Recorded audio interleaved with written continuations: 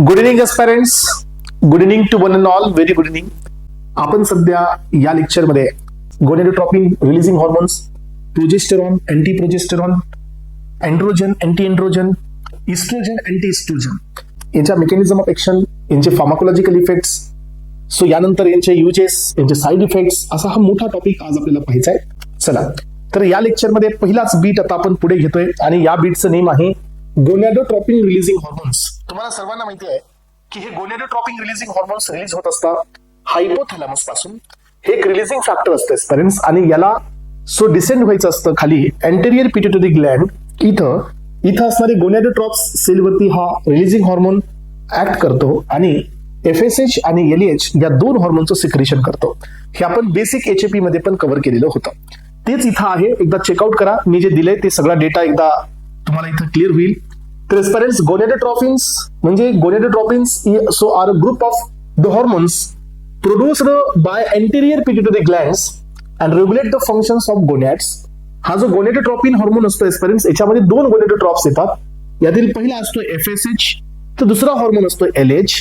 आणि हे गोनॅडोट्रोपिन कुणाच्या अंडरमध्ये रिलीज होतात? गोनॅडोट्रोपिन रिलीजिंग हॉर्मोन, हे रिलीजिंग फॅक्टर्स असतात, यांच्या अंडरमध्ये हे रिलीज होत असतात. हे पहा. So gonadotropin releasing hormone cause make and secrete the following hormones. दोन हॉर्मोन्स आपल्याला पाहायला मिळतात. एक मिळतो FSH, तर दुसरा मिळत आहे आपल्याकडे LH.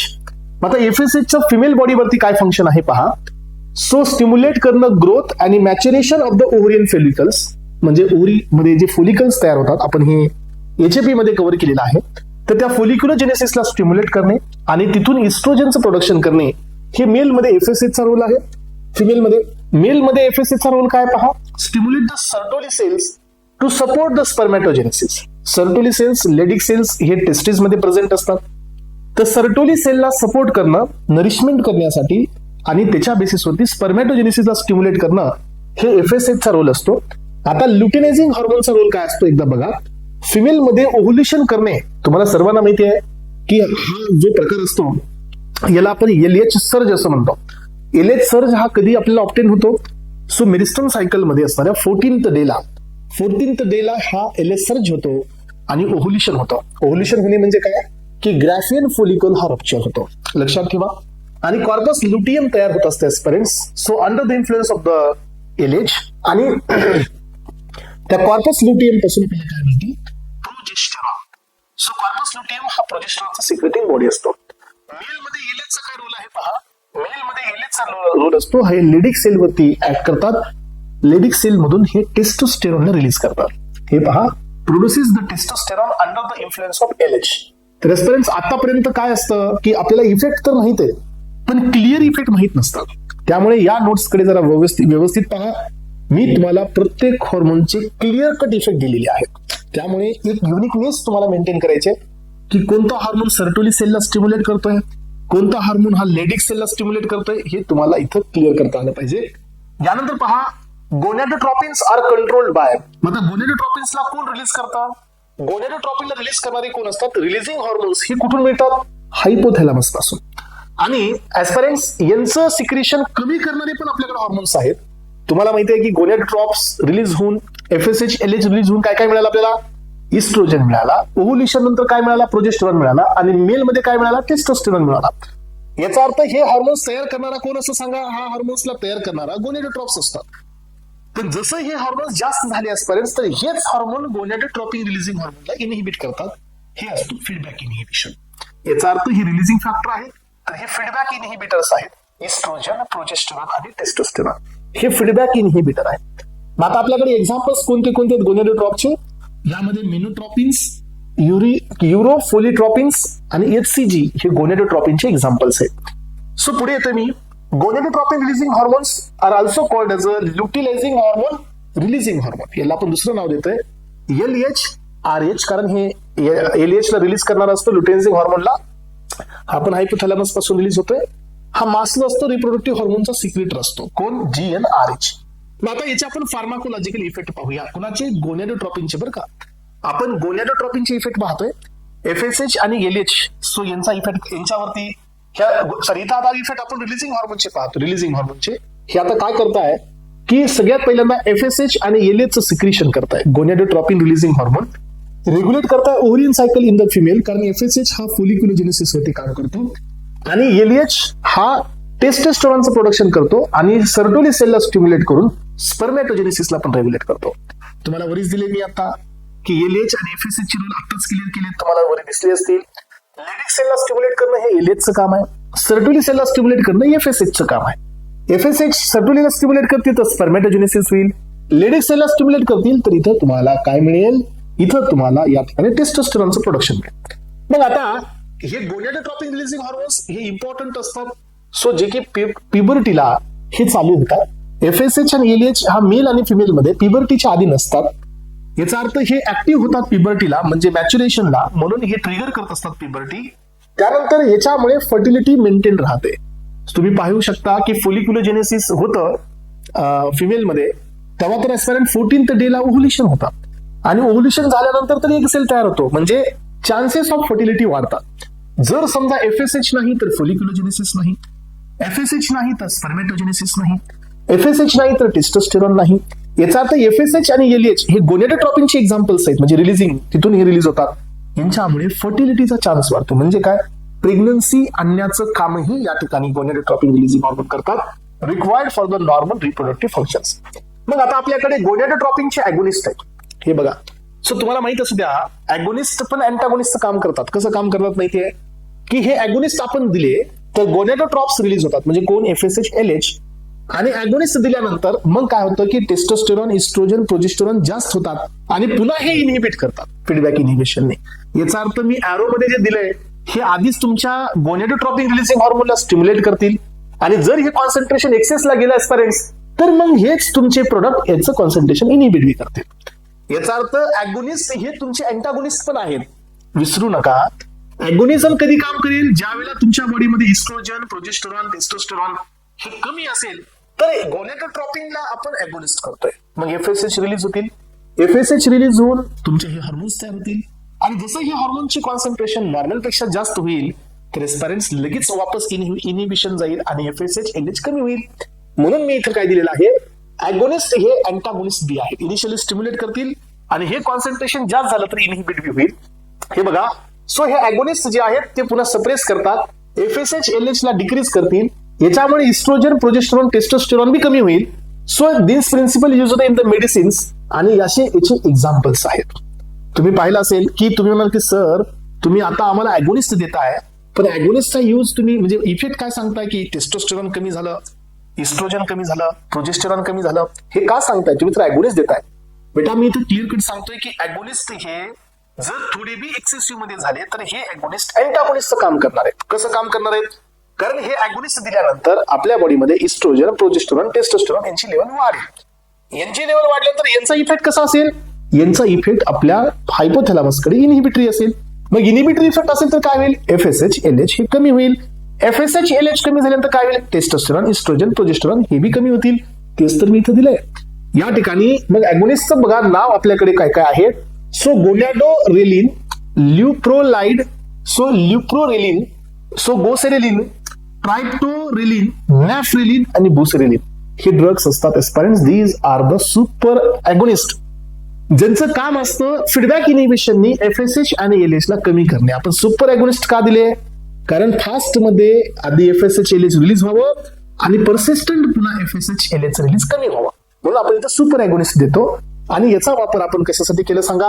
सो सेक्स हॉर्मोनचं प्रोडक्शन कमी केलं आपण, इस्ट्रोजन, टेस्टोस्टेरॉन आणि प्रोजेस्टेरॉनचं, ज्याच्यामुळे प्रोस्टेट कॅन्सर कमी झाला, एंडोमेट्रॉयसिस हे कमी झालं, युट्राइन फायब्रॉइड्स हे कमी झालं, आयव्हीएफचं स्टिम्युलेशन म्हणजे काय? इन विट्रो फर्टिलायझेशन सोचे चान्सेस वाढतात एस्पेरेंट्स. हे पहा. सो आपण इथं प्रोस्टेट कॅन्सर कमी करतोय, एंडोमेट्रॉयसिस कमी करतोय. याचा अर्थ काय असतो की लक्षात ठेवा की युट्राइनची जी एंडोमेट्रियमची लेअर असते ना, तर ही बाहेरच्या साईडनं पण अशीच लेअर यायला लागते. कुठं? युट्रस मध्ये. युट्राइन फायब्रॉइड्स म्हणजे काय की युट्रस मध्ये मासेस, ट्युमर्स तयार व्हायला लागतात. That is what the uterine fibroids. So एवढे कामं हे कोण केले? तर हे अगोनिस्टनी केले. आता आपल्याकडे दुसरा क्लास आहे गोनॅडोट्रोपिन रिलीजिंग अँटागोनिस्ट. तुम्ही म्हणाल की सर तिथं बी इफेक्ट अँटागोनिस्टचा होता, पण तिथं अगोनिस्ट दिलते. इथं तर तुम्ही अँटागोनिस्ट दिला, इफेक्ट इथं तर अँटागोनिस्टच असणार आहे. तिथं अगोनिस्ट असताना इफेक्ट अँटागोनिस्ट का, असा क्वेश्चन म्हणत आला असेल. बेटा मी आधी सांगितलं हे सुपर अँटागोनिस्ट आहेत. जे जास्त प्रोडक्शन करतील आणि जास्त प्रोडक्शन झाल्यामुळे फीडबॅक इनिबिशन होईल. म्हणजे इनडायरेक्ट इफेक्ट कोणता मिळाला? अॅगोनिस्ट देऊन पण आपल्याला इनडायरेक्ट इफेक्ट मिळाला अँटागोनिस्ट. म्हणून तिथे अॅगोनिस्ट अँटागोनिस्टचं काम करताय. सो सेट्रोरेलिक्स, सो गॅलिरेलिक्स, डेगारेलिक्स, रेलुगोलिक्स आणि डेनाझोल, क्लोमिफेन हे ड्रग्स आहेत एस्पिरंट जे की गोनॅडोट्रोपिनचे अँटागोनिस्ट आहेत. Used in endometriosis, breast dysplasia. Breast डिस्प्लेजियाचा अर्थ असा असतो एस्पिरंट्स, ब्रिस्ट मध्ये काही टिश्यूचं डिपॉझिशन होतं आणि हे टिश्यू एक नॉन कॅन्सरस ट्युमर तयार होतात, that is what breast dysplasia. आणि गायनेक्टोमेस्टिया, तर हे मेल बॉडीमध्ये सो अनवॉन्टेड जर ब्रेस्ट डेव्हलपमेंट झाली हॉर्मोनलचं प्रोडक्शन झाल्यामुळे, तर इस्ट्रोजन्सच्या आणि प्रोजेस्टेरॉनच्या प्रोडक्शनमुळे तर गायनेकोमेस्ट्रिया होत असतो. तर आपण हे ड्रग्स यूज करतो याला कमी करण्यासाठी.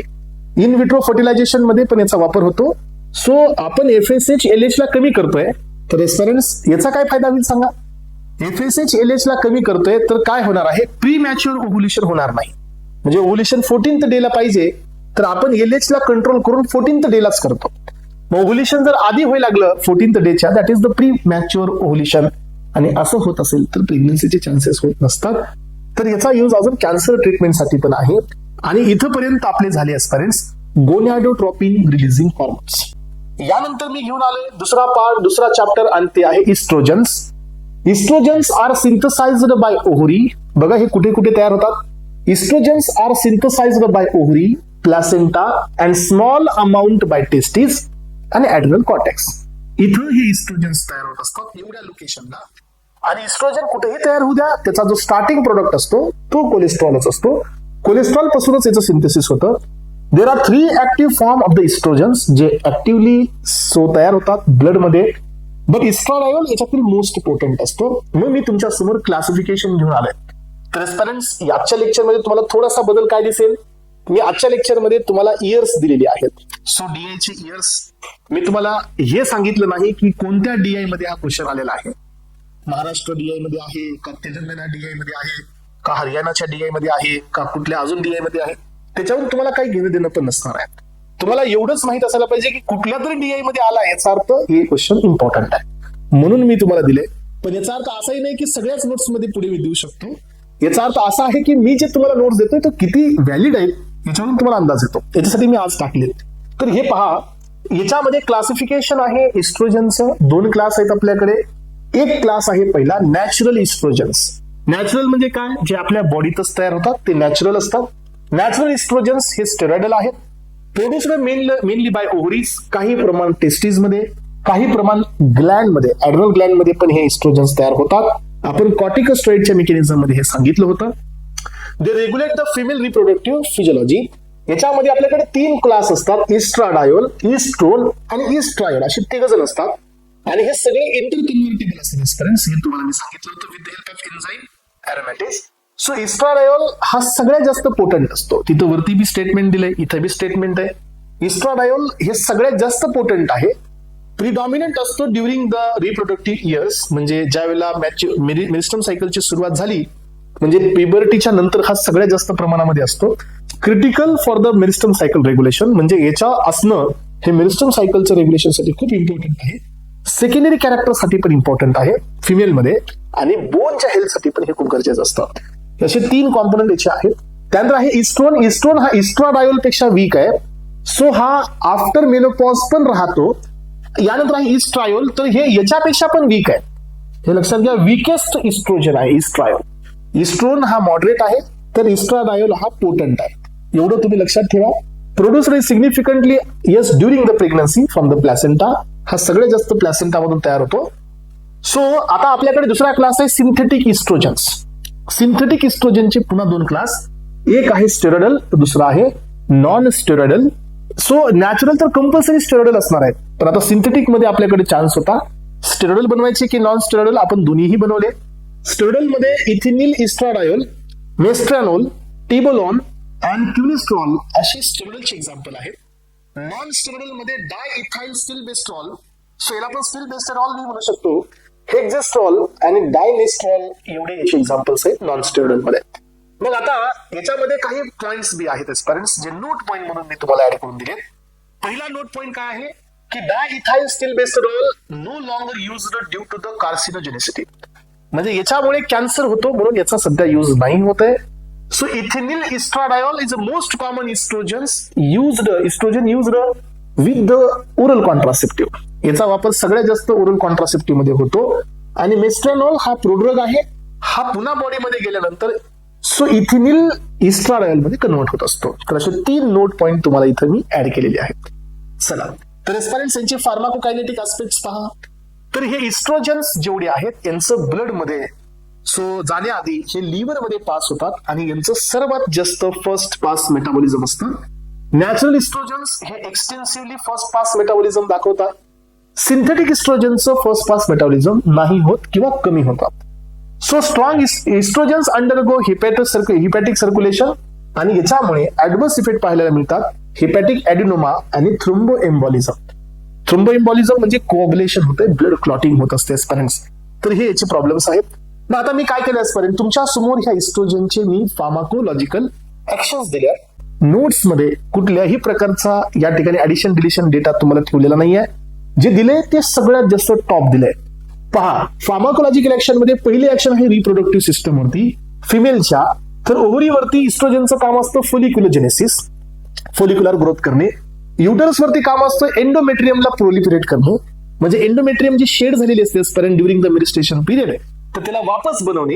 युट्राइनचा ब्लड फ्लो वाढवणे. सर्व्हिक्स वरती काम असतं सर्व्हिक्सला थिन करणे, म्युकसला वॉटरियर आणि मोर अल्कलाइन करणे. फॅसिलिटेट करणे स्पर्म पेनिट्रेशन, म्हणजे काय की स्पर्मला मध्ये येण्यासाठी थोडीशी मदत देणे. यानंतर सेकंडरी कॅरेक्टर्स वरती याचा रोल असतो फिमेल बॉडीच्या इस्ट्रोजनचा, कारण आपण टेस्टोस्टेरॉन नाही पाहत आहोत, आपण इस्ट्रोजन पाहतोय. आपण अँड्रोजन नाही पाहत आहोत, अँड्रोजन म्हणजे टेस्टोस्टेरॉन, आपण इस्ट्रोजन पाहतोय. तर हे डेव्हलपमेंट करतं फिमेल बॉडी. येस, फिमेल बॉडीच्या शेपला डेव्हलप करतं. फॅट डिस्ट्रीब्युशन असेल, हिप असेल, ब्रेस्ट डेव्हलपमेंट असेल, थाय मध्ये फॅटचं डिस्ट्रीब्युशन असेल, softening of the skin, so reducing the body hair. तर हे या ठिकाणी रोल असतो याचा. परस्परेंट सगळ्यात मेन रोल हा आहे. तुम्हाला माहित असू द्या, इस्ट्रोजन वरती दिलं होतं आपण बोनच्या ग्रोथसाठी. तेच तुम्हाला इथे लक्षात ठेवायचंय की estrogen inhibit the osteoclast action. Osteoclast action inhibit करणे याचा अर्थ हे बोनचं रिझॉर्प्शन इनहिबिट करतात, म्हणजे बोनला ठिसूळ होण्यापासून थांबवतात, म्हणजे बोन हे ब्रिटल होणार नाहीयेत याची काळजी घेतात. Reduces the bone resorption. Promote the epiphyseal closure after the puberty, म्हणजे काय की तुम्हाला माहित असू द्या जे आपल्याकडे कार्टिलेजस टिश्यूज असतात इपिफायसिल एंडला ते परमनंट मध्ये कन्वर्ट करतात, म्हणजे काय की कंटिन्युअस सुपना बोनची इरोजन होऊ नये म्हणून हे जे तुमचे इपिफायसिल कार्टिलेज असतात यांना ते परमनंट बोन मध्ये कन्वर्ट करण्याचं काम बी करतात. आणि they will maintain the bone density. आणि जर एस्परेंट्स इस्ट्रोजनची डिफिशियन्सी असेल तर मग काय होऊ शकतं, बोनचं रिझॉर्प्शन, आणि बोनचं रिझॉर्प्शन झाल्यानंतर काय मिळेल, ऑस्टिओपोरोसिस मिळेल. याचा अर्थ इस्ट्रोजनची गरज आहे कशासाठी, इस्ट्रोजनची गरज आहे आपल्या बॉडीमध्ये बोनला मेंटेन करण्यासाठी. चला, it is exactly opposite to the glucocorticoids. हा, इस्ट्रोजनची ऍक्शन ही आणि ग्लुकोकॉर्टिकॉइडची ऍक्शन ही एक्झॅक्टली कशी आहे, अपोजिट आहे. यानंतर पहा, सो आपल्या बॉडीमध्ये मेटाबॉलिझम वरती इफेक्ट आहे अनाबॉलिक इफेक्ट. अनाबॉलिक इफेक्टचा मिनिंग असतो की सिंपल फॉर्म पासून कॉम्प्लेक्स फॉर्म बनवणे. That effect is called anabolism. आणि ह्या सगळ्या कलेक्टिव्ह इफेक्टला आपण नाव देत असतो अनाबॉलिक इफेक्ट. सो एचडीएल तयार करणे, एलडीएलचं कमी करणे, म्हणजे अथेरोस्क्लेरोसिस साठी याचा रोल होतो, कारण आपण गुड कोलेस्ट्रॉल वाढून बॅड कोलेस्ट्रॉलला कमी करताय. इन्क्रीज करणं triglycerides from the free fatty acids, म्हणजे इथं बी आपण मेकिंग करतोय. साल्ट वॉटरचं रिटेन्शन करतोय वाया रास सिस्टम. रास सिस्टम थ्रू आपण रिटेन्शन करतोय, म्हणून हे इस्ट्रोजन्स आपल्या कंजेस्टिव्ह हार्ट फेल्युअर मध्ये आपल्याला कॉन्ट्राइंडिकेट असतात. ब्लड कोऑग्युलेशन मध्ये पहा, इस्ट्रोजन हे ब्लडचं कोऑग्युलेशन करते, म्हणून तर आपण याचा ड्रॉबॅक दिला होता थ्रोम्बोएम्बॉलिझम. कारण का हा एक प्रो कोऑग्युलंट आहे, हा ऍक्टिव्हेट करतो बॉडीमध्ये factor number 2, factor number 7, factor number 9, factor number 10 आणि फॅक्टर नंबर 12. हे क्लॉटिंगचे फॅक्टर्सला ऍक्टिव्हेट करतो. आणि अँटी थ्रोम्बिनचा 3 नंबर फॅक्टर आहे जो अँटी क्लॉटिंगचा असतो त्याला तो इनहिबिट करतो. दोन्ही पद्धतीने हा कोऑग्युलेशनचं काम करतोय. एकतर कोऑग्युलेशन फॅक्टर्सला ऍक्टिव्हेट करणे आणि अँटी कोऑग्युलंटला रिड्यूस करणे हे याचा रोल आहे. एस्पेरेंट्स हाय लेवल जर झाली समजा इस्ट्रोजनची तर आपल्याला प्रॉब्लेम होतो, and that is called as a thromboembolism. याच्याबद्दल आपण ऑलरेडी सांगितलं होतं. सेंट्रल नर्वस सिस्टम वरती काम करतो आणि he will increases the sexual desire in the female, causes the libido हे या ठिकाणी वाढवण्याचा प्रयत्न करतो. आणि आता याला जर आपल्याला अँटागोनाइज करायचं असेल, जर फिमेल बॉडीमध्ये हे एक्सेसिव्ह झाले एस्पायरन्स, तर आपल्याला यांना इनहिबिट पण करावं लागतं. आणि इनहिबिट करण्यासाठी आपण देत असतो इस्ट्रोजनचे अँटागोनिस्ट, म्हणजे कोण? Anti estrogenic drugs. मग एस्पायरन्स अँटी इस्ट्रोजेनिक ड्रग्स हे कोण असतात? Anti estrogenic drugs are the drugs which blocks the estrogen receptor or the inhibit the estrogen synthesis. आणि असं करून आपण इस्ट्रोजनची ऍक्शन ही काय करतोय? इथं स्टॉप करतोय, बंद करतोय. So mainly used in the breast cancer, infertility, strong dependent, so oestrogen dependent disorders यासाठी आपण याचा वापर करतोय. मग आता आपल्याकडे याचंही क्लासिफिकेशन खूप गरजेचं आहे. तुमच्या समोर इथं इयर्स दिसत असलेले, कारण की हाऊ मेनी टाइम्स हे क्वेश्चन्स एक्झाम मध्ये आलेले आहेत. हे किती इम्पॉर्टंट आहे एकदा बघा. इस्ट्रोजनचा सिलेक्टिव्ह रिसेप्टर मॉड्युलेटर, म्हणजे रिसेप्टरला मॉड्युलेट करणारा, डाऊन मॉड्युलेट याचा अर्थ चेंज करणारा, सो डाऊन रेग्युलेटर खाली आहे. हे सिलेक्टिव्ह रिसेप्टर मॉड्युलेटर्स आहेत. टेमॉक्सिफेन सिट्रेट, रेलॉक्सिफेन, डोलोक्सिफेन, टॉर्मिफेन, सो बॅझिडॉक्सिफेन, ऑरमिलॉक्सिफेन, सो क्लॉमिफेन सिट्रेट. तर हे सगळे ड्रग्स हे कोण आहेत? मॉड्युलेटर्स आहेत. मॉड्युलेटरचा अर्थ एस्पेरेंट्स म्हणजे हे या ठिकाणी त्या रिसेप्टरची ऍक्शन मॉड्युलेट करणारे आहेत. यानंतरचा नेक्स्ट क्लास आहे selective oestrogen receptor down regulator. Down regulator म्हणजे आता हे ऍक्शन कमी करणारे असतात, हे अँटागोनिस्ट असतात एस्पेरेंट्स. तर हे पहा, फल्वस्ट्रंट नावाचा एक ड्रग आहे. सो त्यानंतर आहे तुमचा इक्लॅसेस्ट्रंट. हे दोन ड्रग असतात एस्पेरेंट्स, जे की तुमचे selective oestrogen receptor down regulator आहेत. ठीक आहे. तर हा क्वेश्चन एक्झाम मध्ये बघा, डीएच एक्झाम मध्ये 3 वेळेला क्वेश्चन आलेला आहे. यानंतर पहा, इस्ट्रोजन तयार करण्यासाठी आपण ॲरोमॅटेजचा यूज केला होता. तुम्हाला माहिती आहे ॲरोमॅटेज आपण सिंथेसिस मध्ये दाखवलं होतं की जस्ट बिकॉज ऑफ ॲरोमॅटेज हे इस्ट्रोल, इस्ट्राडायोल, इस्ट्रोन, इस्ट्रायोल मध्ये कन्वर्ट होतं, इंटर कन्व्हर्टेबल असतात. सो टेस्टोस्टेरॉन पासून पण आपण याचा वापर करून आपण इस्ट्रोजन्स बनवले होते. तर आपण यालाही इनहिबिट करतोय. हे रिड्यूस करतात इस्ट्रोजनचं production in the mainly in the post menopausal woman. So first generation आणि सेकंड जनरेशन. फर्स्ट जनरेशन मध्ये अमायनो ग्लुटेथिमाइड. सेकंड जनरेशन मध्ये पुन्हा 2 क्लास आहेत, स्टेरॉइडल आणि नॉन स्टेरॉइडल. स्टेरॉइडल म्हणजे इरिव्हर्सिबल आणि नॉन स्टेरॉइडल म्हणजे रिव्हर्सिबल. हे बी लक्षात ठेवा. हे या ठिकाणी एक्झाम्पल बी इम्पॉर्टंट आहेत. लक्षात येते सगळ्यांच्या. इरिव्हर्सिबल म्हणजे स्टेरॉइडल. फॉर्मिस्टेन हा इरिव्हर्सिबलचा क्लास आहे आणि एक्झिमिस्टेन पण इरिव्हर्सिबलचा क्लास आहे. हे दोन्ही बी स्टेरॉइडल आहेत. नॉन स्टेरॉइडल मध्ये रिव्हर्सिबल आहेत. लेट्रोझोल, एनेस्ट्रोझोल, ओरोझोल, फॅड्रोझोल हे त्याचे एक्झाम्पल्स आहेत. आलं का सगळ्यांच्या लक्षात? तर हे सगळे ड्रग्स कोण झाले? तर हे सगळे ड्रग्स झालेले आहेत एस्पिरंट्स अँटी इस्ट्रोजेनिक ड्रग्स. यानंतर तुमच्या समोर काही नोट पॉइंट्स पण मी दिलेली आहेत. नोट पॉइंट्स पण समजून घ्या. सो हा तुमचा लिव्होनॉर्जेस्ट्रेल नावाचा एक पिल आहे एस्पिरंट्स. हा इमर्जन्सी कंडिशन मध्ये युज केला जातो. लेट्रोझोल, एनेस्ट्रोझोल, एक्झिमिस्टेन हा ॲरोमॅटेज इनहिबिटर आहेत. मोस्ट कॉमनली युज्ड कॉम्बिनेशन असतं ओरल कॉन्ट्रासेप्टिव्हचं इस्ट्रोजन प्लस प्रोजेस्टेरॉन. सो हे बी क्वेश्चन एक्झाम मध्ये आलेला आहे. यानंतर पहा, एक रेलॉक्सिफेन नावाचा एक ड्रग आहे एस्पिरंट्स. सो लिपिड मेटाबॉलिझम करतो, कार्डिओव्हास्क्युलर सिस्टम वरती काम करतो. अँटागोनिस्ट आहे एंडोमेट्रियम वरती, ब्रेस्ट वरती. रेलॉक्सिफेन हा सेकंड लाईन ड्रग आहे for the prevention of osteoporosis. तर हे क्वेश्चन या ठिकाणी एक्झाम मध्ये आलेला आहे. आता आपण चाललेले आहोत पहा या ठिकाणी सो प्रोजेस्टेरॉन कडे. तर हे सिक्रेट होत असतं कॉर्पस लुटियम. तर हे कधी चालू होतं कॉर्पस लुटियम? मेरिस्टम सायकलच्या 14th डे नंतर. तुम्हाला सगळ्यांना माहिती आहे एस्पिरंट्स, मेरिस्टम सायकल ही आपण पाहिलेली आहे. मेरिस्टम सायकलच्या 14th डे नंतर कॉर्पस लुटियम तयार होत असतो, second part of the meristem cycle. आणि काही प्रोजेस्टेरॉन प्लासेंटा पासून पण तयार होतो during the pregnancy. Small amount also secreted from the testis and adrenal cortex. So newer drugs have been associated with the higher risk of the venous thromboembolism disease.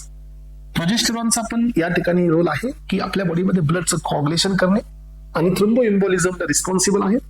याचं classification बघा, प्रोजेस्टेरॉनचे derivative.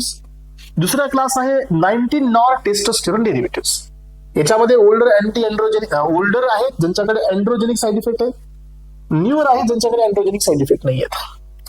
तर आपण सध्या पाहतोय प्रोजेस्टेरॉनचं क्लासिफिकेशन. प्रोजेस्टेरॉनचे डेरिव्हेटिव्ह आहेत आणि काही derivative हे प्रोजेस्टेरॉनच आहेत, पण हे टेस्टोस्टेरॉनचे डेरिव्हेटिव्ह आहेत, पण ते प्रोजेस्टेरॉनच आहेत. मग टेस्टोस्टेरॉन असल्यामुळे तुम्हाला इफेक्ट कुठला मिळेल? प्रोजेस्टेरॉनचा तर मिळेल, सोबत मला अँड्रोजनचा बी मिळेल. आलं लक्षात? म्हणून हे ओल्ड वाले जे होते यांना अँड्रोजेनिक साईड इफेक्ट असतात आणि न्यूअरला एंड्रोजेनिक साईड इफेक्ट नसतात. आणि हे प्युअरली कोणच प्रोजेस्टेरॉन आहे. हे पहा, मेड्रॉक्सी प्रोजेस्टेरॉन ऍसिटेट, हायड्रॉक्सी प्रोजेस्टेरॉन कॅप्रोएट, डायहायड्रोजेस्टेरॉन, मेजेस्ट्रॉल, नोमेजेस्ट्रॉल, डायहायड्रोजेस्टेरॉन. हे एक्झाम्पल्स आहेत. काहीच ऑप्शन नाही आहे यांना रिपीट केल्याशिवाय, दुसरं काही ऑप्शन तुमच्याकडे नाही. बघा, दुसरा क्लास आहे ओल्डर वाले ज्यांच्याकडे एंड्रोजेनिक साईड इफेक्ट आहे. नॉर इथिनड्रोन, नॉर इथिनोड्रेल, इथिनेडायोल डायसिटेट आणि नॉर्जेस्ट्रेन. हे इथे एक्झाम्पल्स आले. सो न्यूअर मध्ये डेझोजेस्ट्रेल, नॉर्जेस्टिमेट आणि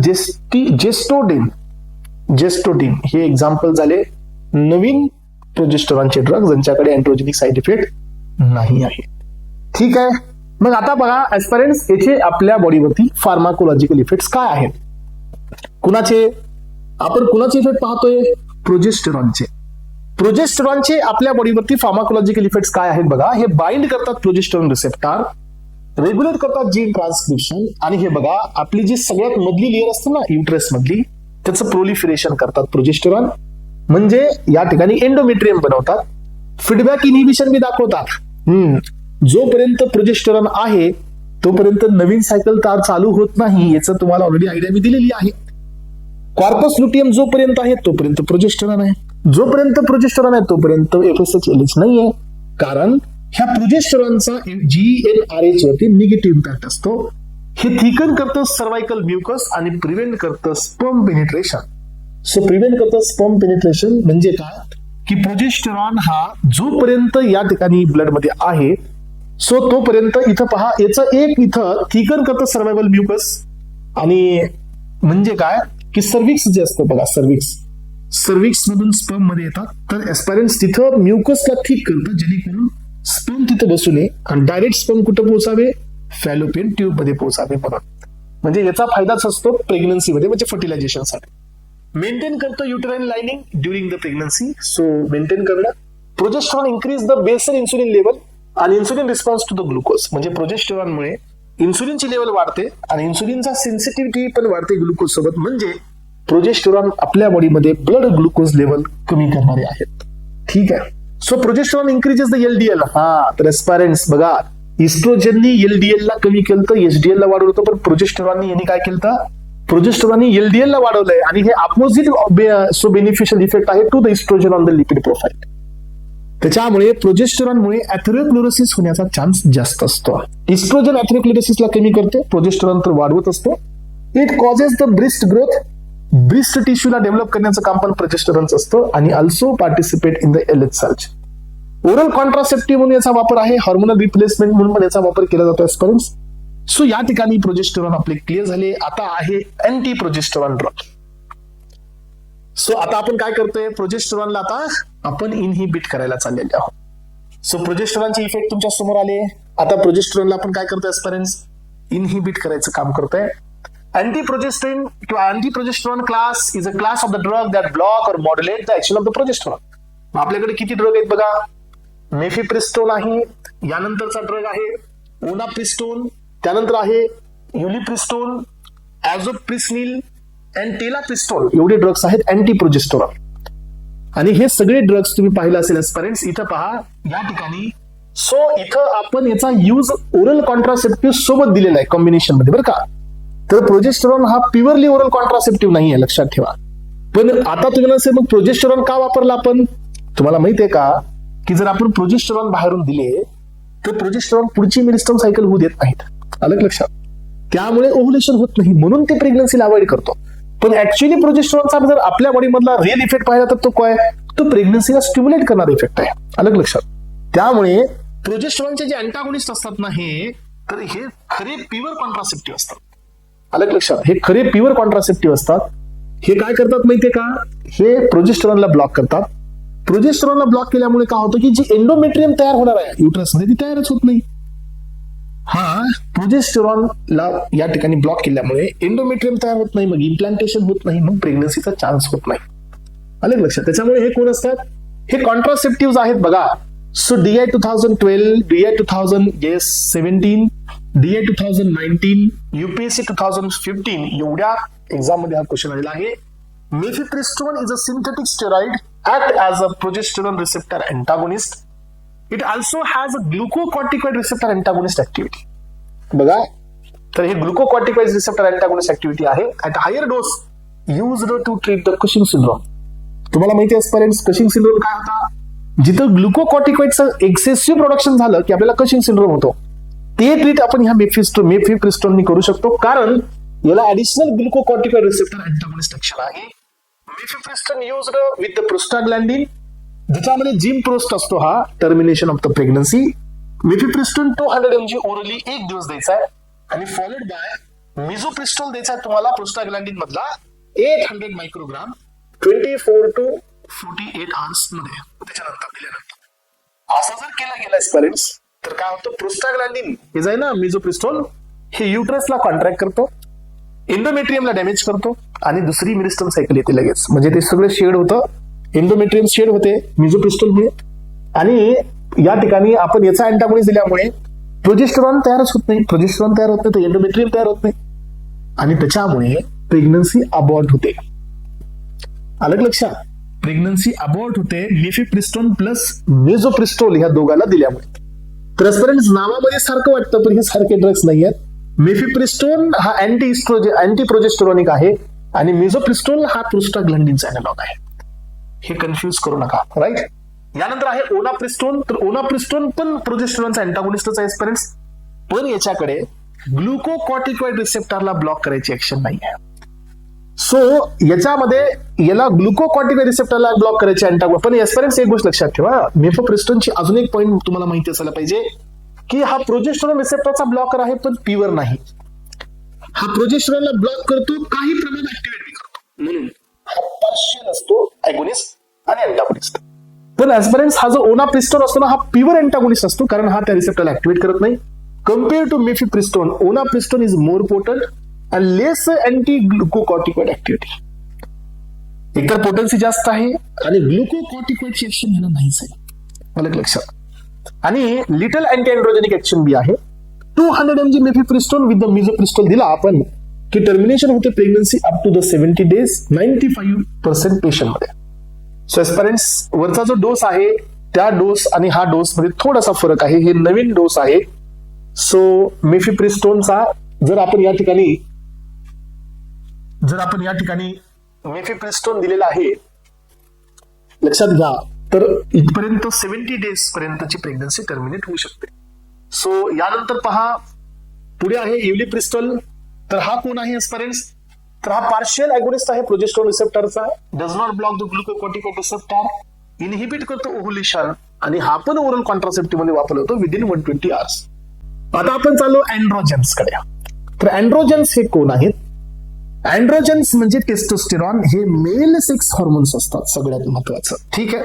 तर एस्परन्स हे पहा, मग आता androgen is a class of the steroid hormones that primarily regulate the development and maintenance of the male characters and reproductive functions. Synthesized mainly in the interstitial cells of the testes, म्हणजे हे Leydig sale मध्ये तयार होतो.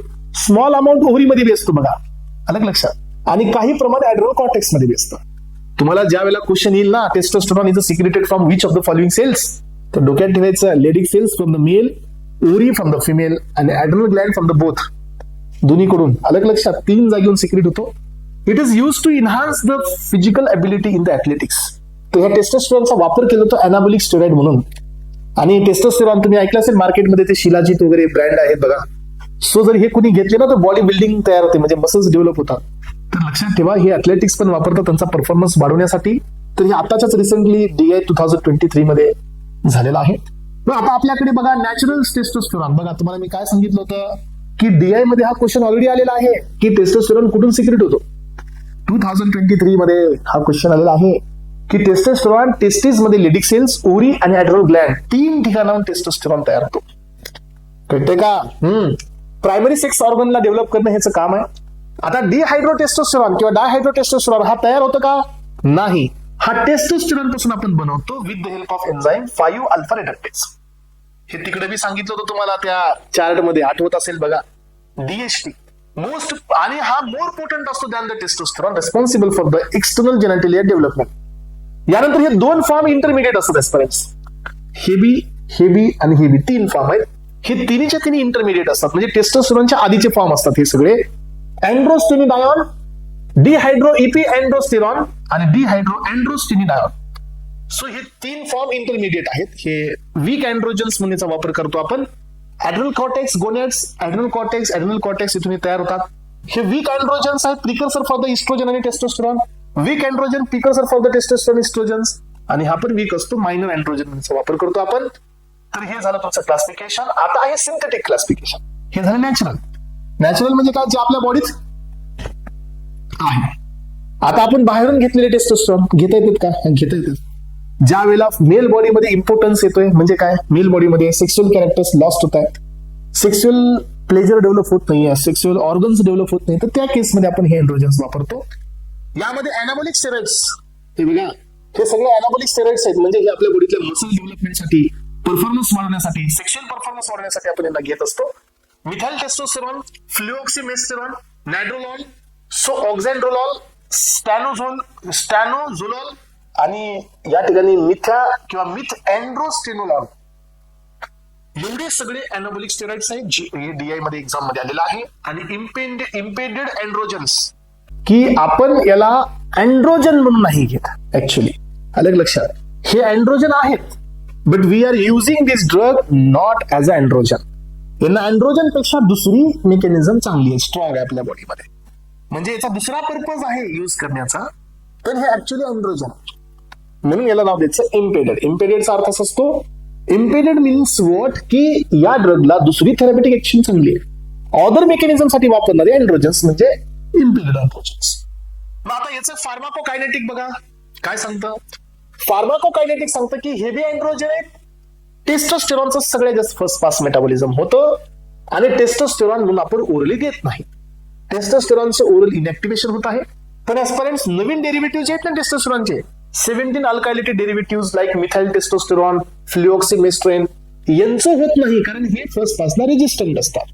पण ऍस्परंट यांचा एक drawback आहे, ह्यांचा ड्रॉबॅक असतो जॉन्डिस आणि वर्सन लिपिड प्रोफाईल, म्हणजे हे एलडीएल ला वाढवतात. मजा येईल का नाही, ट्रिपलला मध्ये झाल्यामुळे. याच्यात थोडस डीप गेल्यावर मग आपल्याला काय म्हणतं, थोडं सॅटिस्फिकेशन मिळतं पहा. सो हे पहा, टेस्टोस्टेरॉनचं ओरल मेटाबॉलिझम होत आहे फर्स्ट पास, पण इथे 17 अल्कालिटी डेरिव्हेटिव्ह आहेत ना, यांचं होत नाही, हे रेजिस्टंट असतात फर्स्ट पासला. पण यांचा ड्रॉबॅक आहे जॉन्डिस आणि वर्सन द लिपिड प्रोफाईल, म्हणजे एलडीएल वाढवणे. हे डीआय मध्ये क्वेश्चन आलेला आहे.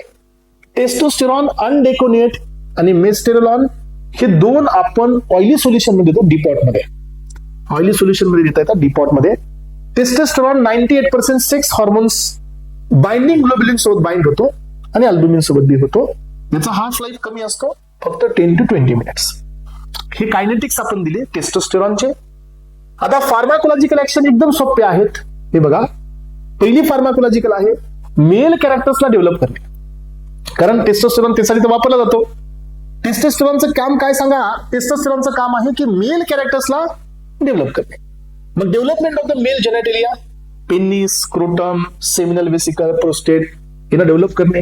प्युबर्टीचे कॅरेक्टर्स डेव्हलप करणे, व्हॉइस, फेशियल, बॉडी हेअर वगैरे, मसल, बोन यांना डेव्हलप करणे. स्पर्मॅटोजेनेसिसला वाढवणे हे बी टेस्टोस्टेरॉनचं काम असतं. मसल बोनला डेव्हलप करणे काम आहे.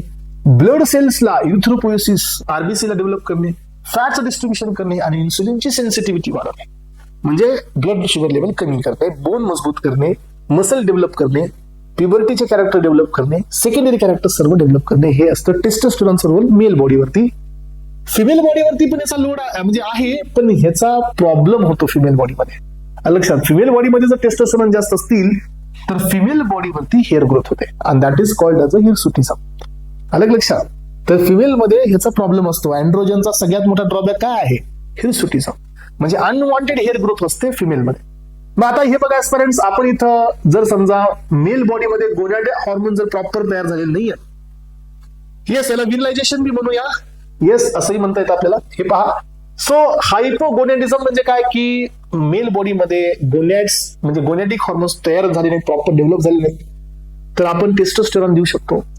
डिले प्युबर्टी म्हणजे काय, की मेलचं एज आता 16-17 इयर झालंय, पण वापस स्पर्मॅटोजेनेसिस चालू झालेली नाहीये, तर याला डिले प्युबर्टी म्हणायचं. काही जणांना तुम्ही पाहिलं असेल की 22-23 वर्षाचे झाल्यानंतर पण बॉडी हेअर्स येत नाही प्रॉपर, बियर्ड वगैरे डेव्हलप होत नाही. याचा अर्थ डिलेड प्युबर्टी असते. सो डिलेड प्युबर्टी ही आपण कशी ट्रीट करतो, टेस्टोस्टेरॉन देतो. सो इनॅन्थेट टेस्टोस्टेरॉन, सो सायपिओनेट, अॅनिमिया लक्षात ठेवा, बोन मॅरो सप्रेशनमुळे अॅनिमिया. तर टेस्टोस्टेरॉनचा रोल काय? टेस्टोस्टेरॉनचा रोल असतो आरबीसीचं प्रोडक्शन करणे, म्हणून इथं बी टेस्टोस्टेरॉन वापरला जातो अॅनिमियामध्ये. ऑक्सिमिथॅलॉन आणि नॅड्रोलॉन कॅटाबोलिक स्टेटमध्ये, बर्न, HIV मध्ये इथं बी वापरला जातो. So gender, so affirming therapy, याचा अर्थ फिमेल टू मेल. समजा काही ट्रान्सजेंडर असतात, म्हणजे मिडल नॉट ट्रान्सजेंडर, सो ज्यांच्यामध्ये आता मेल कॅरेक्टर्स आपल्याला जास्त वाढवायचे असतील तर आपण त्या ठिकाणी पण यांना देतो, हे आपण सांगतो. साईड इफेक्ट्स बघा, इन्फर्टिलिटी होऊ शकते. सो स्पर्मेटोजेनेसिसचं इनिबिशन होऊ शकतं जास्त झाल्यानंतर. कमी असेल तर वाढवतं, जास्त असेल तर कमी करतं. LDL वाढल्यामुळे बघा कार्डियासला रिस्क वाढते, डिस्लिपिडेमिया होतो, लिव्हर टॉक्सिसिटी होते ओरली घेतल्यानंतर, प्रोस्टेट इनलार्जमेंट होतं, प्रोस्टेटचा कॅन्सर होऊ शकतो टेस्टोस्टेरॉनमुळे, हिर्सुटिझम होऊ शकतं बघा, डीपनिंग वाईस होऊ शकतं, मेन्स्ट्रुअल सायकल इरेग्युलेटरी होऊ शकते फिमेलमध्ये. फिमेल मधला प्रॉब्लेम मात्र विचारला जातो एक्झामला, त्यामुळे त्याला थोडंसं फोकस करा. Drugs use in hirsutism. So यानंतर आहे तुमचा finasteride, flutamide, spironolactone, metformin, simvastatin, clomiphene citrate, GnRH हे ड्रग आहेत जे हिर्सुटिझम मध्ये वापरले जातात. एस्पायरेंट्स, आता आपण चाललोय अँटी एंड्रोजन्स कडे. म्हणजे आता अँड्रोजन जर आपल्याला नको असतील तर मग आपण याला थांबवू शकतो. अलग लक्षात. मग यासाठी आपण काय देतो? अँड्रोजनचे antagonist. Anti androgens are the drugs that block or reduce the effect of androgens. Yes. Anti-androgens are the drug that block or reduce the effect of androgens. म्हणजे टेस्टोस्टेरॉन, डायहायड्रोटेस्टोस्टेरॉनचा इफेक्ट आपल्याला कमी करायचा आहे. सिमेटिडीन आणि स्पायरोलॅक्टोन हे अँटी एंड्रोजन आहेत का? नाही आहेत. हे मिनरल कॉर्टिकॉइडचा अँटागोनिस्ट आहे स्पायरोलॅक्टोन, पण तरी त्याला अँटी एंड्रोजेनिक ऍक्शन असते, वीक वाली, आणि याच्यामुळे साईड इफेक्ट येतात. तर हा DI मध्ये आलेला आहे. मग आता अँड्रोजन आपल्याला नको आहे तर मग काय काय करावं लागेल सांगा? अँड्रोजनचे रिसेप्टर ब्लॉक करावं लागतील, अँड्रोजनचा सिंथेसिस ब्लॉक करावं लागेल, अँड्रोजनचे ऍक्टिव्हेशन ब्लॉक करावं लागेल. हे सगळं आपल्याला करावं लागेल ना. मग पहिला क्लास आला अँड्रोजन रिसेप्टर अँटागोनिस्ट. हे रिसेप्टरला बाइंड करतात, रिसेप्टरला ब्लॉक करतात. एक्झाम्पल आहे या ठिकाणी फ्लुटामाइड, बायक्वेलुटामाइड, इनझेलुटामाइड, स्पायरोलॅक्टोन, सायप्रोटेरॉन, एसिटेट आणि निलुटामाइड. हे कोण आहेत एस्पायरेंट्स? अँड्रोजनचे रिसेप्टर ब्लॉकर्स आहेत. यानंतर पहा इथं 5 अल्फा रिडक्टेस इनहिबिटर. मी तुम्हाला सांगितलं होतं ना की टेस्टोस्टेरॉनचं ऍक्टिव्हेशन DHT मध्ये कोण करतं? 5 अल्फा रिडक्टेस करतो. लक्षात ठेवा, हा क्वेश्चन जीपॅट मध्ये बी इम्पॉर्टंट असतो, इथं बी इम्पॉर्टंट आहे. तर एक्झाम्पल असतात फिनास्टेरॉइड आणि ड्युटास्टेरॉइड. हे दोन ड्रग आहेत. गोनेडोट्रॉपिन आणि अगोनिस्ट, म्हणजे जे FSH LH ला कमी करतील तर टेस्टोस्टेरॉन बी कमी होईल. याचे एक्झाम्पल्स ल्युप्रोलाइड आणि गोसेरेलिन. सो यानंतर टेस्टोस्टेरॉन सिंथेसिस इनहिबिटर कोण कोण आहेत? स्पायरोलॅक्टोन, कीटोकोनाझोल आणि तुमचा ॲबिरेटेरॉन किंवा ॲबिरेटेरॉन हे एक ड्रग आहे, जे की आपण तिकडे बघा 11 बीटा हायड्रॉक्सी, आठवते का सगळ्यांना? तर तिथे सिंथेसिसचे ब्लॉकर्स आहेत हे, ज्याच्यामुळे इथं टेस्टोस्टेरॉन तयार होत नाही. फिजिओलॉजिकल अँटागोनिस्ट हा इस्ट्रोजन आहे. अलग लक्षात. मग आता पहा एस्पायरेंट्स, हे ड्रग्स सगळे झाले अँटी एंड्रोजेनिक्स. हे ड्रग कोण आहेत? अँटी एंड्रोजेनिक्स आहे, ज्याच्यामध्ये आपण रिसेप्टरला ब्लॉक केलं, या एन्झाईमला ब्लॉक केलं आणि गोनेडोट्रॉपला ऍक्टिव्हेट केलं आणि फिजिओलॉजिकल अँटी. हे दोन काही मायनर आहेत, एवढे इम्पॉर्टंट नाही आहेत, पण एक एक्झाम मध्ये आलाय म्हणून इथं मी दिलेलं आहे. पहा, हे DI आपल्या महाराष्ट्र DI मधला हा क्वेश्चन असेल मे बी. सो नाहीतर मग दुसऱ्या DI मधला असू शकतो. सो यामध्ये नोट पॉइंट्स पहा. आता नोट पॉइंट्स काय सांगितले हे अँड्रोजनला ब्लॉक करणारे बघा. फ्लुटामाइड, बायकॅलुटामाइड, सो इनझेलुटामाइड, निलुटामाइड हे मेनली प्रोस्टेट कॅन्सरसाठी वापरले जातात. सायप्रोटेरॉन, एसिटेट, स्पायरोलॅक्टोन हे हिर्सुटिझमसाठी, ऍक्नेसाठी आणि ट्रान्सजेंडर थेरपीसाठी वापरलं जातं. यानंतर 5 अल्फा रिडक्टेस इनहिबिट केला जातो BPH मध्ये, मेनली BPH साठी वापरला जातो, हेअर लॉस मध्ये पण. आणि finasteride used have also found effective in the male pattern baldness. तर हे मेल पॅटर्न ब्लॅडनेस काय असतो माहितीये का? सो असे पॅचेस पडतात बघा मेल मध्ये, सो जिथं हेअर लॉस होतो असं सर्क्युलर मध्ये. So that is called the male pattern baldness. GnRH analogs are used in the prostate cancer आणि प्रोकोसियस प्युबर्टी, म्हणजे आधी तयार होणाऱ्या प्युबर्टीला, आधी येणाऱ्या प्युबर्टीमध्ये आपण याला ब्लॉक GnRH ला पण वापरतो.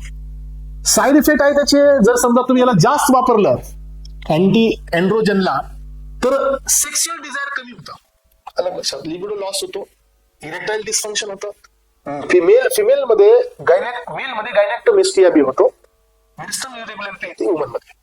तर बघा सेक्स हॉर्मोन्स इथं तुमचे क्लिअर झालेले आहेत. इरेक्टाईल डिस्फंक्शन म्हणजे काय असतं सांगा. तर पॅरेंट्स याचा अर्थ असा असतो की पेनिस मध्ये इरेक्शन मेंटेन न होणे म्हणजे इरेक्टाईल डिस्फंक्शन. आता हे कारण काय काय असतील याचे सांगा बरे. रिझन बिहाइंड द इरेक्शन बघू आपण. तर पॅरेंट्स आधी हे समजून घ्यायचं आपल्याला इरेक्शन कशामुळे होतं, मग कळेल की इरेक्टाईल डिस्फंक्शन कशामुळे होतं. ठीक आहे, तर मी काय केलं इथं इरेक्शन कशामुळे होतं ते सांगितलंय. पहिलं कारण सांगितलंय पॅरासिम्पॅथॅटिक ऍक्टिव्हेशन, ज्याच्यामुळे एनो रिलीज होतो. सिम्पॅथॅटिक मुळे पण डायलेशन होतं बरं का. सिम्पॅथॅटिक बी लक्षात ठेवा, हे व्हॅस्क्युलर रिस्पॉन्स सिम्पॅथॅटिकचाच असतो. व्हॅस्क्युलर रिस्पॉन्स एनो रिलीज, जीएमपी वाढणे, स्मूथ मसल रिलॅक्सेशन कॉर्पस कॅव्हर्नोसम मध्ये, आणि तिकडे ब्लड फ्लो वाढतो. हॉर्मोनल मुळे पण या ठिकाणी लक्षात ठेवा टेस्टोस्टेरॉन मेंटेन द लिबिडो आणि पेनिस टिश्यूची हेल्थ. याचा अर्थ काय मी तुम्हाला थोडस या ठिकाणी दाखवतो एक्सपिरियन्स या डायग्राम मध्ये, कारण तुम्हाला हे पॉइंट कळाला तर समजेल, नाही तर नाही समजणार आहे. हे बघा माझ्यासमोर या ठिकाणी, so this is the urethra, हे असतो तुमच्या मसल्स, हे असतात ब्लड वेसल्स, राईट. इथं अशा प्रकारे या ठिकाणी स्पॉन्जिओसम असते, हे कॉर्पोरा कॅव्हर्नोसमच्या टिश्यूज असतात. मग आता ह्या ब्लड वेसल जेवढ्या नॅरो तेवढं इरेक्शन येणार नाही. मग काय होतं, पॅरासिम्पॅथॅटिक ऍक्टिव्हेशन होतं M3 हा जर ब्लड वेसल वरती असेल तर आपण काय दिलं तर एनो रिलीज डायलेशन. तसं सिम्पॅथॅटिक सिस्टम ऍक्टिव्हेट करते, इथं असतं बीटा 2 पण काय दाखवतो डायलेशन.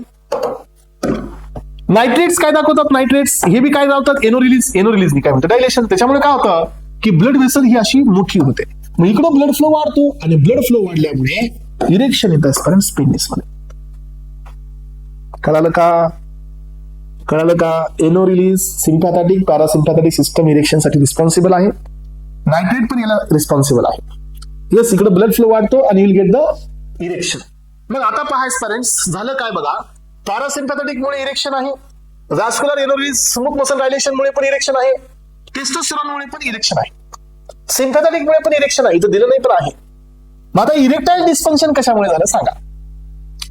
तर इरेक्टाईल डिस्फंक्शन होण्याचं कारण आहे, या ठिकाणी लक्षात ठेवा, इरेक्टाईल डिस्फंक्शन होण्याचं कारण आहे की जे तुमचा या ठिकाणी ही बीटा 2 चा जो इफेक्ट होता, सो एनो रिलीज होता. एनो रिलीज मध्ये आपण काय केलं, सायक्लिक जीएमपी वाढवला होता. याला जीटीबी पासून तयार कोण केलं तर जीसीने केलं. मग सायक्लिक जीएमपी डायलेशन करत होता, राईट. मग आता झालं काय माहितीये का पेरेंट्स, सायक्लिक जीएमपीला 5-जीएमपी मध्ये कन्वर्ट केलं एका एन्झाईमनी, ज्याचं नाव होतं फॉस्फोडायस्टरेज 5. हे झालं प्रॉब्लेम, अलग लक्षात, हे झाला प्रॉब्लेम. मग ज्याच्यामुळे काय झालं की डायलेशनच्या जागी काय मिळालं आपल्याला, कॉन्ट्रॅक्शन आणि इरेक्टाईल डिस्फंक्शन झालं. हे बघा एनो रिलीज हे सायक्लिक जीएमपी ची बदलत असतो. मग सायक्लिक जीएमपी नाही राहिला तर ना बरं हे का बास न बजे की बासरी म्हणण्यासारखं होणार. इथं काय झालं सांगा की PD5 ने याला मेटाबोलाइज केलं, त्याच्यामुळे डायलेशन जागी काय मिळालं, कॉन्ट्रॅक्शन. बरं तुम्हाला माहित असेल हा एकच कारण नाही बरं का, दुसरं बी कारण सांगतो तुम्हाला याच्यामध्ये. सो इरेक्टाईल डिस्फंक्शन मध्ये दुसरे बी रिझन इथं पाहून घ्या पेरेंट्स. सो तुम्हाला या ठिकाणी हे पहा, सो फॉस्फोडायस्टरेज इनहिबिटर, ठीक आहे. तर या ठिकाणी दुसरं कारण बघा, या ठिकाणी स्पायनल कॉर्डला इंजुरी झाली, stroke, multiple sclerosis, diabetes mellitus मध्ये बघा एंडोथिलियम डॅमेज होते. एंडोथिलियम डॅमेज झाल्यावर एनो रिलीज होत नाही, हायपरटेन्शन मध्ये होत नाही इरेक्शन, डिस्लिपिडेमिया होत, अॅथेरोस्क्लेरोसिस मध्ये बी होत नाही, गोनॅड्स कमी झाले, टेस्टोस्टेरॉन कमी झाल्यामुळे इरेक्शन होत नाही, हायपर प्रोलॅक्टिनिमिया म्हणजे प्रोलॅक्टिन जास्त झाल्यामुळे पण इरेक्शन होत नाही, थायरॉइडचे डिसऑर्डर झाल्यामुळे बी इरेक्शन होत नाही, एन्झायटी, डिप्रेशन, परफॉर्मन्स एन्झायटी याच्यामुळे पण इरेक्शन होत नाही. हे सगळे रिझन्स आहेत इरेक्टाईल डिस्फंक्शनचे. ह्या सगळ्यांमुळे इरेक्शन होत नाही. काही ड्रग्स बी असतात, बीटा ब्लॉकरमुळे इरेक्शन होत नाही, थायझाइड्समुळे, SSRI selective serotonin reuptake inhibitor याच्यामुळे इरेक्शन होत नाही, अँटी एंड्रोजन्स, इस्ट्रोजनचे अँटागोनिस्ट दिल्यामुळे पण इरेक्शन होत नाही. तर ह्या सगळ्यांमुळे काय झालं, इरेक्टाईल डिस्फंक्शन झालेलं आहे. मग आता आपल्याला काय करायचं सांगायचं पेरेंट्स, हे आपल्याला ट्रीट करायचंय. तर सगळ्यात पहिल्यांदा काय द्या, टेस्टोस्टेरॉन देऊन टाका. सगळ्यात पहिली थेरपी काय करा, टेस्टोस्टेरॉन देऊन टाका डायरेक्टली. टेस्टोस्टेरॉन थेरपी द्या, पॅरेंट्रल, ट्रान्सडर्मल द्या, जेल द्या, इम्प्लांट करा आणि लिबिडो रिस्टोर करा. दुसरी थेरपी काय द्या, फॉस्फोडायस्ट्रेस 5 इनहिबिटर करा. ही याच्यातील सगळ्यात मेन थेरपी आहे. म्हणून ही DI ला आलेली आहे बघा.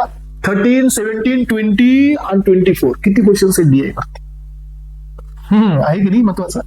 फर्स्ट लाईन थेरपी आहे. एक्झाम्पल सिल्डेनाफिल, टेडेलाफिल, वर्डेनाफिल, एव्हेनाफिल एवढी आहेत. यांचं काम आहे की फॉस्फोडायस्ट्रेस 5 ला इनहिबिट करणे, सायक्लिक GMP वाढवणे, रिलॅक्सेशन करणे, डायलेशन करणे. पण ऍस्पायरंट ह्यांना तुम्हाला नायट्रेट सोबत द्यायचं नाही, कारण नायट्रेट सोबत जर दिले ना काय होईल, हायपोटेन्शन सिव्हिअरला जाईल आणि डेथ होईल. कारण नायट्रेट बी कोण आहे, डायलेटर आहे. हे बी कोण झाले, डायलेटर आहे. तर ऍस्पायरंट याचा यूज आहे पल्मोनरी आर्टरी आणि सिस्टमिक हायपरटेन्शन मध्ये, याचा वापर आहे. सो अदर ड्रग आपण कोण देऊ शकतो, फेंटोलामाइन हा अल्फा 1 ब्लॉकर आहे, आपल्या डायलेशन मिळेल. पापावरील नॉन सिलेक्टिव्ह फॉस्फोडायस्ट्रेस इनहिबिटर आहे, त्याच्यावर बी डायलेशन मिळेल. प्रोस्टाग्लॅंडिन इव्हन अल्प्रोस्टॅडिल हे बी तुमचा डायलेटर आहे. आणि डोपामिनचा अॅगोनिस्ट अपोमार्फिन हे बी डायलेटर आहे. हे सगळे आपण डायलेटर दिले. हे आहेत मायनर ड्रग्स, याचा काही एवढा महत्वाचा रोल नाही, पण आहेत म्हणून माहित असायला पाहिजे, आपलेच आहेत ते बी. ठीक आहे. सो आता याच्यामध्ये tadalafil has a longer half life than the sildenafil. Vardenafil more selective to the 5 enzyme than the sildenafil.